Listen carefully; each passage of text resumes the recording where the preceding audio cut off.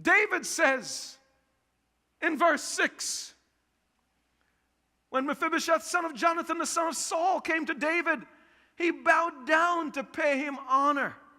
David said, Mephibosheth, your servant, he replied. Don't be afraid, David said to him, for I will surely show you kindness for the sake of your father Jonathan. I'll restore to you all the land that belonged to your grandfather Saul, and you'll always eat at my table. Mephibosheth bowed down and said, what is your servant that you should notice a dead dog like me? Mephibosheth must have rehearsed 100 times or 1,000 times what he would first say to the king, to allay his fear. And when the king said, Mephibosheth, he said, your servant.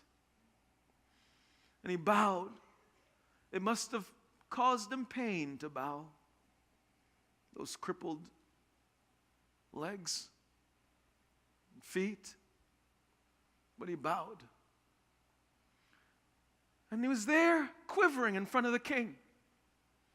It was clear that he was afraid. Second thing David said, don't be afraid. Mephibosheth knew the protocol. Kings would kill the descendants of their predecessor. Mephibosheth's thinking it's a matter of time. But David said, don't be afraid. Don't fear me. Don't let this stuff, the crown, the robe, this stuff, don't let that make you afraid. I'm a man that grace has worked in my heart. I want to show you kindness. I want to restore all of the lands, and in the Hebrew, all of the farmlands that your grandfather had because of my friendship with your dad. And I want you to eat at my table always.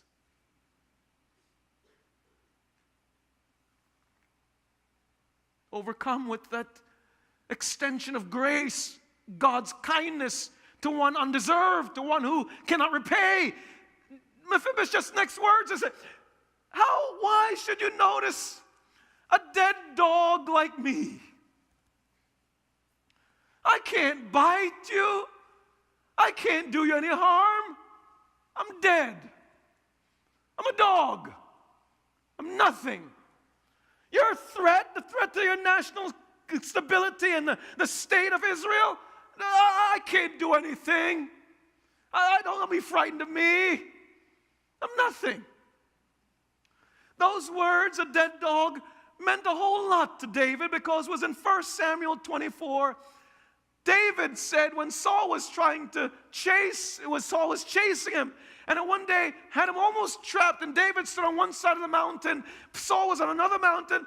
David yells out to Saul, Saul, you're king of Israel, why are you coming and chasing after a dead dog like me? I'm nothing, Saul. So David, those words resonated. He knew that Mephibosheth was filled with shame and smallness in his sight. He knew that he thought of himself as a nobody, as a nothing. I'm nothing. I want you to know, Christ Church, there's an assignment on our lives as a ministry. There are people that have been marginalized and have been rejected and have been turned away, the little ones among us in the society, some in your family, on your job, in your school. They look like they're fine, but they're prisoners of sin, prisoners of shame, prisoners of rejection, prisoners of their past. And they need us to see them because they look at themselves as dead dogs. And they need someone who has a big heart, who's been with God, and God's worked some grace in our hearts where we're willing to say, I want to show God's kindness, not because they can repay me, because they can't repay me. I want them to know God's grace because it's free to everybody. And that's what God's trying to work in our lives.